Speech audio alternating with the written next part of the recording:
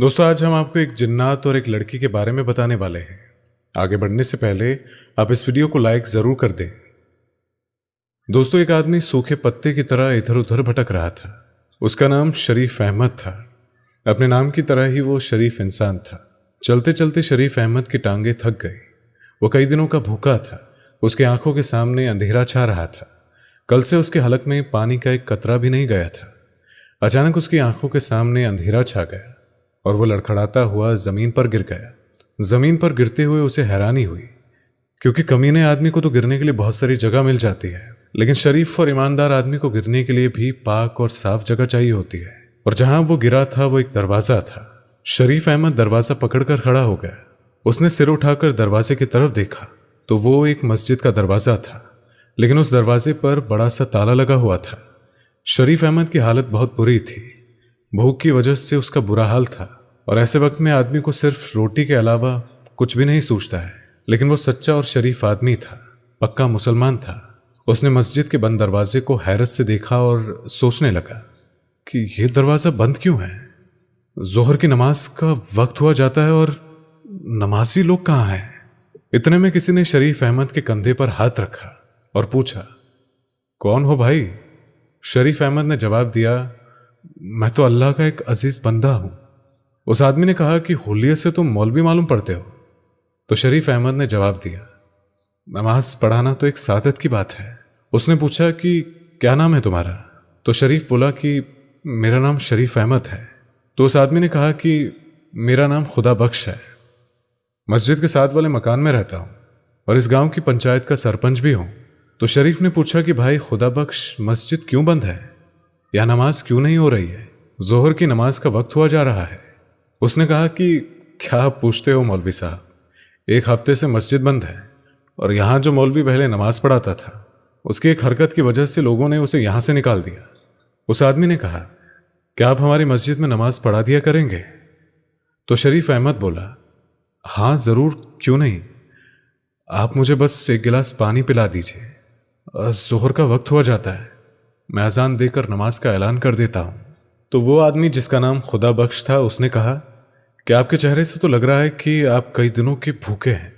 ऐसा कीजिए कि आप पहले रोटी खा लीजिए और उसके बाद अजान दीजिएगा। शरीफ अहमद बोला कि नमाज पढ़ने और पढ़ाने के लिए रोटी की नहीं, ईमान की ज़रूरत होती है। जी, मैं नमाज पढ़ने के बाद ही रोटी खाऊंगा। खुदा बख्श ने अपनी जेब से चाबी निकाली और मस्जिद का दरवाज़ा खोल दिया। दरवाज़ा खोलते ही शरीफ अहमद मस्जिद में दाखिल हो गया। इतनी देर में ही खुदा बख्श एक गिलास में ठंडा पानी लेकर आया। शरीफ अहमद ने फर्श पर बैठकर पानी पिया और उसके बाद वुजू किया। और अजान की आवाज़ जैसे ही गांव में गूंजी, शरीफ अहमद की आवाज़ में एक सोच था। उसकी अजान गांव के हर शख्स के दिल में उतरती जा रही थी। अजान पूरी होने तक कई नमाजी मस्जिद के सहन में जमा हो चुके थे और सब लोगों ने नई मौलवी की आमद पर खुशी का इजहार किया। गांव के लोगों ने ये बात खासतौर पर महसूस की कि ये नया मौलवी जवान है, लेकिन बहुत कमज़ोर है, और जवान होने के बावजूद नए मौलवी की आंखों में शर्म है। नमाज पढ़ने के बाद खुदा बख्श अपने घर से खाना लेकर आया और शरीफ अहमद के सामने रखा। शरीफ अहमद ने सबके सामने खाना खाने के लिए पूछा, लेकिन सबने कहा कि हम घर से खाना खाकर आए हैं। यह सुनकर शरीफ अहमद ने बिस्मिल्लाह पढ़कर खाना शुरू कर दिया। कई दिनों के बाद उसे खाना मिला था, लिहाजा इसी वजह से हर निवाला उसके हलक में फंस रहा था। खुदा बख्श बोला कि मौलवी साहब, मस्जिद के साथ ही एक कमरा बना हुआ है, आप वहां रह सकते हैं। तो शरीफ अहमद बोला कि मैं मस्जिद में नमाज पढ़ाने के अलावा बच्चों को कुरान भी पढ़ाऊंगा और उनको दुनियावी तालीम भी दूंगा। खुदा बख्श ने जवाब दिया कि माशाअल्लाह, अल्लाह आपको जज़ा दे। खुदा बख्श के जाने के बाद शरीफ अहमद कमरे में गया और जैसे ही खिड़की खोली तो फौरन उसे बंद कर दिया, क्योंकि खिड़की से खुदा बख्श के घर का सहन साफ नजर आ रहा था और वहां एक जवान लड़की सहन में झाड़ू दे रही थी। अब जैसे ही शरीफ अहमद ने खिड़की खोली तो उसकी नजरें भी उस लड़की से टकरा गई। लिहाजा घबराकर शरीफ अहमद ने खिड़की बंद कर दी और खिड़की बंद करके बिस्तर पर आकर बैठ गया। नींद से उसकी आंखें बंद हो रही थी और जैसे उसने आंखें बंद की तो वो अचानक से उठ गया, क्योंकि उसकी आंखों के सामने वही लड़की आ गई। तौबा तौबा, शरीफ अहमद ने अपने गाल पीट लिए। कुछ महीनों में ही शरीफ अहमद की सारे गांव में इज्जत होने लगी। लोग कहते कि मौलवी जवान तो है, लेकिन उसकी नीयत में खोट नहीं है। पराई बहू बेटियों को जरा भी आंख उठाकर नहीं देखता है। पहले दिन के बाद शरीफ अहमद ने अपने कमरे की खिड़की दोबारा नहीं खोली और वो सारी सारी रात बस ऐसे ही गर्मी में गुजार देता, लेकिन खिड़की ना खोलता। हर नमाज के बाद शरीफ अहमद अल्लाह से गिड़गिड़ा कर दुआ मांगता कि अल्लाह, मेरी नीयत में कोई खोट नहीं है, मैंने जिंदगी की तमाम अय्याशियां तेरी खुशनुदी के लिए तर्क कर दी है, लेकिन ये मुंहजोर जवानी मेरा पीछा नहीं छोड़ती। ये नफ्स मुझे बार बार बहकाता है। जब तक मैं किसी शरीफ जादी से निकाह न कर लूं तब तक तू मेरी हिफाजत फरमा, मुझे हर किस्म के गुनाह से बचा।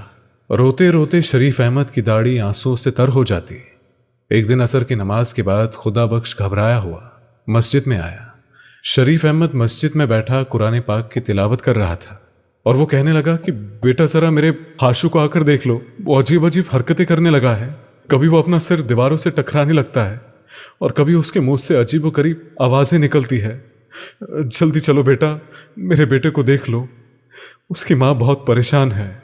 शरीफ अहमद खुदा बख्श के साथ उसके घर की तरफ चल पड़ा और जब वह कमरे में दाखिल हुआ तो उसने देखा कि एक 14-15 साल का लड़का चारपाई पर लेटा है। उस लड़के के हाथ पैर चारपाई के साथ बांधे हुए हैं। उसके सिरहाने उसकी माँ बैठी हुई है और पाइते में वही लड़की खड़ी है जिसे शरीफ अहमद ने पहले दिन खिड़की से देखा था। शरीफ की नजर जैसे ही लड़की पर पड़ी तो फौरन उसने अपनी आंखें नीचे कर ली और दिल ही दिल में इस्तगफार पढ़ने लगा और उसने कहा, जी मुझे एक साफ गिलास में पानी ला कर दे। शरीफ अहमद को पानी का गिलास दे दिया गया। अच्छा ठीक है, आप लोग अब दीवार के साथ खड़े हो जाएं और कोई भी मेरे काम में दखल नहीं देगा। इसके बाद शरीफ अहमद ने हाशू के हाथ और पैर खोल दिए और फिर कुरानी आयत की तिलावत शुरू कर दी। शरीफ अहमद ने बुलंद आवाज में कुरानी मजीद की तिलावत शुरू कर दी। शरीफ अहमद इलाज कर ही रहा था कि इतने में हाशू के मुंह से एक अनजानी और कड़क आवाज निकली, कौन है तू? क्यों मुझे तंग कर रहा है? शरीफ ने कहा, तू कौन है? इस मासूम बच्चे को क्यों तंग कर रहा है? जिन जोर से दहाड़ा और बोला, इस बच्चे और इसके दोस्त ने मिलकर मुझे बहुत तंग किया है, मुझे जख्मी किया है। तो शरीफ बोला, बता इस बच्चे ने तुझे कैसे तंग किया है, कैसे जख्मी किया? तो उसने कहा, कल जब मैं इस गांव से गुजर रहा था तो उस वक्त मैं एक जानवर के रूप में था, तो इसने और इसके शरारती दोस्तों ने मुझ पर पत्थर बरसाए थे। तो शरीफ अहमद बोला, यकीनन इसने बहुत गलत हरकत की है, किसी बेजुबान को इस तरह तंग नहीं करना चाहिए। मैं हाशू की तरफ से तुमसे माफ़ी मांगता हूं और यकीन दिलाता हूं कि आइंदा ये किसी भी बेजुबान को तंग नहीं करेगा। हाशू को सज़ा मिल चुकी है, अब मेहरबानी करके तुम हाशू को छोड़ दो, तुम्हें कसम है। तो उस जिन ने कहा, मुझे कसम मसम मत दो, मैं इसे और भी सजा दूंगा। शरीफ अहमद बुलंद आवाज के साथ कुरान की तिलावत करने लगा और बचा हुआ पानी उसके ऊपर डालने लगा तो हाशू के मुंह से एक जोरदार चीख निकली और वो तड़पने लगा और कहने लगा, हाय हाय जालिम, मुझे मार डाला, जला डाला। तूने अच्छा नहीं किया मौलवी, तूने अच्छा नहीं किया। अभी तो मैं जा रहा हूं, मगर मैं फिर से वापस आऊंगा, जरूर आऊंगा। इसके बाद शरीफ हाशू की तरफ बढ़ा और उसने कहा, कैसे हो अब तुम? तो उसने कहा कि हाँ मैं ठीक हूं। मौलवी बेटा, तुम्हारा बहुत बड़ा एहसान है हम पर। तो शरीफ अहमद ने कहा, मैंने कोई एहसान नहीं किया है, यह तो अल्लाह पाक के कलाम का असर है, अल्लाह पाक के कलाम में बहुत बरकत है। यह कहकर शरीफ अहमद ने अपना बैग उठाया और एक कलम और दवात निकाली। दवात खोलते ही पूरे कमरे में ज़ाफ़रान की खुशबू फैल गई। शरीफ अहमद ने कलम को ज़ाफ़रान में डुबोया और ताबीज़ लिखने लगा। ताबीज़ लिखने के बाद शरीफ अहमद ने ताबीज़ खुदा बख्श के दाएं हाथ में बांध दी और कहा कि इस ताबीज़ को चमड़े में लपेट कर हाशू के सीधे बाजू पर बांध देना और रोज़ाना असर की नमाज के बाद हाशू के सिराने सूरा फलक और सूरा नास की तिलावत करते रहना। उसके बाद कभी भी जिन दोबारा से इस घर का रुख नहीं करेगा। इस वाक़े के तीसरे दिन असर की नमाज के बाद शरीफ मस्जिद में बैठा हुआ था तो हाशू भागता हुआ आया और सलाम करके कहने लगा कि आपको मेरे अब्बा ने बुलाया है, जल्दी आइए। तो शरीफ अहमद ने अपना बैग उठाया और तेज तेज कदमों से हाशू के पीछे चलने लगा। घर आकर खुदा बख्श की बीवी से पूछा कि क्या हुआ? तो उसने कहा कि मौलवी बेटा, न जाने इन जिन्नों ने मेरे घर में क्यों कब्जा कर लिया है। पहले हाशू पर जिन्न का साया था और अब शरीफा। तो मौलवी शरीफ अहमद बोला कि आपको कैसे मालूम कि आपकी बेटी शरीफा पर कोई जिन्न आया है? तो उसकी माँ ने अपनी बेटी के बारे में बता दिया कि वो अजीब अजीब हरकतें कर रही है। इसके बाद शरीफ सबके साथ उस लड़की के कमरे में गया और वज़ाइफ करने लगा। इलाज के बाद शरीफ अहमद ने अपना बैग खोलकर कलम और दवात निकाली और ताबीज़ लिखने लगा और ताबीज लिखने के बाद ताबीज खुदा बख्श को दे दिया और उसने कहा कि यह ताबीज चमड़े में सीकर शरीफा के सीधे बाजू पर बांध देना। ये कहते हुए शरीफ अहमद ने अपना बैग उठाया और घर से सलाम करता हुआ बाहर आ गया। अगले दिन शरीफ अहमद मस्जिद में बैठा था कि हाशू दोबारा से उसे बुलाने आ गया। उसने कहा कि उसकी बहन की तबीयत फिर से खराब हो गई है। शरीफ अहमद दोबारा घर में गया तो घर जाते ही उसने कुछ नए लोगों को देखा। वहां एक बड़ी उम्र की औरत चारपाई पर बैठी थी, जबकि चारपाई के सिरहाने पर एक लड़का खड़ा था। लड़के का कद तकरीबन 5 फुट का था। शरीफा की मां ने कहा, आओ मौलवी बेटा, घबराओ नहीं, असल में ये शरीफा की सास है और ये इसका मंगेतर है। शरीफ अहमद ने कहा कि अल्लाह ताला के पाक कलाम की बरकत से वो जिनजादी यकीनन शरीफा का पीछा छोड़ देगी। कल मैंने जो ताबीज़ दिया था वो शरीफा के बाजू पर बांधा या नहीं? तो उसकी मां ने कहा कि मौलवी बेटा, मैंने रात को ही उसके दाएं बाजू पर उस ताबीज़ को बांधा था, लेकिन सुबह देखा तो वो ताबीज़ उसके बाजू पर ना थी। शरीफा से पूछा तो उसे भी मालूम नहीं कि रात के वक्त वो ताबीज़ कहाँ गई। इसके बाद शरीफ सबके साथ कमरे में चला गया और इलाज शुरू कर दिया और कुरान पाक की तिलावत और वजीफा पढ़ता रहा और उससे कहने लगा कि तू जिनजादी है, औरत है, इसीलिए मैं शराफत से कह रहा हूं कि इसे छोड़ दे, इसकी शादी होने वाली है और अगर तूने इसे ना छोड़ा। ये सुनकर वो बोली, शादी और इसकी? जो शख्स इस लड़की से शादी करेगा वो शादी की पहली रात ही दर्दनाक मौत से मर जाएगा। ये मेरा वादा है और पत्थर की लकीर है। दोस्तों, हम आपको बता दें कि यहां पर यह लड़की खुद ड्रामा कर रही थी। आप वीडियो देखते रहें, आपको इसके बारे में पता चल जाएगा। उसकी ये बात सुनकर उसकी होने वाली सास और मंगेतर का रंग सफेद पड़ गया। इतने में शरीफा अचानक अपनी जगह से चलती हुई दीवार की जानी पड़ी और डंडा लेकर अपने होने वाले शौहर और उसकी मां को मारने लगी और कहने लगी, तू मुझसे शादी करेगा? इतने में शरीफा के माँ बाप उसके हाथ से डंडा छीनकर उसको काबू में करने लगे और उसको कमरे में बंद कर दिया। इसके बाद शरीफा की होने वाली सास कहने लगी, माफ करना भाई, मैं आज ही इस मंगनी को तोड़ती हूं, मुझे नहीं करवानी अपनी बेटी की शादी तुम्हारी इस बेटी से। इतना कहकर वो दोनों माँ बेटे उस घर से चल दिए। शरीफा के माँ बाप परेशान हो गए। शरीफ अहमद ने थोड़ी देर तक इंतजार किया और फिर अपना बैग संभाल कर सलाम करता हुआ घर से बाहर निकल गया। शरीफ अहमद रात भर परेशान रहा। उसकी समझ में नहीं आ रहा था कि जिनजादी कितनी ताकतवर है जो उसके इतने वज़ाइफ के बाद भी शरीफा पर कब्जा जमाए बैठी है। शरीफ अहमद के जलाली वजीफे का भी उस जिनजादी पर कोई असर ना हुआ। और दोस्तों, यहां पर हम आपको बता दें कि शरीफा पर किसी जिनजादी का कोई असर नहीं था, वो तो बस ड्रामा कर रही थी। अगली सुबह वो बच्चों को कुरान मजीद पढ़ा रहे थे कि अचानक हाशू भागता हुआ आया और कहने लगा, मौलवी साहब जल्दी चलो, दीदी की तबीयत फिर से खराब हो गई है।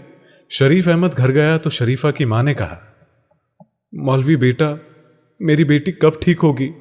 ये जिनजादी कब इसका पीछा छोड़ेगी? शरीफ अहमद ने कहा कि आप फिक्र ना करें, ये जिनजादी भी जल्द ही शरीफा का पीछा छोड़ देगी। अल्लाह तेरी जुबान मुबारक कर दे।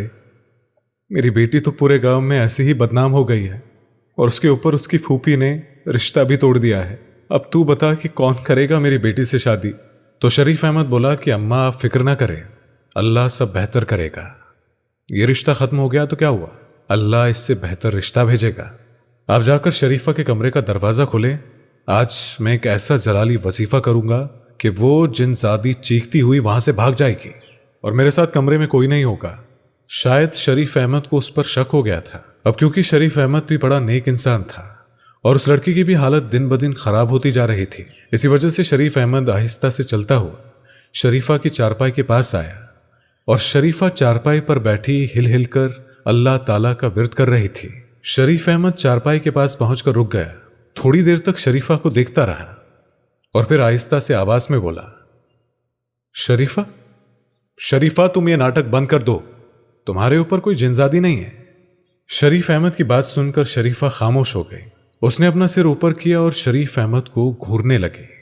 अच्छा, तो तुम्हें पता चल गया कि मैं ड्रामा कर रही हूं? हाँ, मुझे पता चल गया कि तूने अपनी आंखें कैसे लाल की है। तो शरीफा ने कहा कि हाँ, ये ग्लिसरीन डालकर मैंने अपनी आंखें लाल की है। शरीफ अहमद ने कहा कि तेरे इस नाटक की वजह से तेरे माँ बाप कितने परेशान हैं। शरीफा बोली कि मुझे अफसोस है, लेकिन मैं मजबूर थी, मैंने रिश्ता तोड़ने के लिए नाटक किया था क्यों तुझे ये रिश्ता मंजूर नहीं था? बिल्कुल नहीं, उसके साथ मेरा कोई जोड़ नहीं था। तो शरीफ ने कहा, अगर तुझे रिश्ता मंजूर नहीं था तो सीधे सीधे मना कर देती, इतना नाटक करने की क्या जरूरत थी? शरीफा बोली, मेरा रिश्ता उस वक्त हुआ था जब मैं झूले में थी, और शादी के वक्त भी मुझसे नहीं पूछा जाना था। मैं 10 जमात पास हूं और उसने तो स्कूल की शक्ल तक नहीं देखी है। लेकिन अब तेरा क्या होगा? तुझसे कौन शादी करेगा? आसपास तो हर जगह तू मशहूर है कि तू आसेब ज़दा है। यह सुनकर शरीफा मुस्कुरा दी और कहने लगी, मुझसे शादी वो करेगा जिसे मालूम है कि मेरे ऊपर किसी जिनजादी का कब्जा नहीं है। शरीफ अहमद वाकई में शरीफ था। उसने कहा, क्या मतलब? तो लड़की ने कहा, या तो तू मासूम है या फिर तू बन रहा है। शरीफा ने शरारती नजरों से शरीफ अहमद को देखते हुए कहा, क्या मतलब? शरीफ अहमद सब कुछ समझते हुए भी अनजान बन रहा था, और सयानों ने बिल्कुल सच ही कहा है कि औरत के मकरो फरेब से अल्लाह ही बचाए। शरीफ अहमद ने कानों को हाथ लगाते हुए कहा और अपना बैग संभाल कर कमरे से बाहर निकल गया। क्या हुआ बेटा? शरीफा की मां ने कहा, बेटा क्या जिनजादी ने शरीफा का पीछा छोड़ दिया है? तो शरीफ अहमद बोला, जी हाँ, बहुत जल्द वो जिनजादी शरीफा का पीछा छोड़ देगी। हाँ, आप फिक्र ना करें। शरीफा की मां परेशान थी। अब इससे कौन शादी करेगा? फूफी ने तो इसका रिश्ता तोड़ दिया है, और आसपास के गांव में भी मशहूर है कि वो जिनजादी दूल्हे को मार डालेगी। इतने में शरीफा की मां बोली कि बेटा, तुझे तो सब कुछ मालूम है ना, तू तो मौलवी भी है और तू इन सब चीजों से डरता भी नहीं है। क्या तू करेगा मेरी बेटी से शादी? वैसे भी तू शादीशुदा नहीं है। यह सुनकर शरीफ अहमद ने कहा, मैं आपकी बिरादरी का नहीं हूं, और कहीं आपकी बिरादरी के लोग बुरा मान गए तो?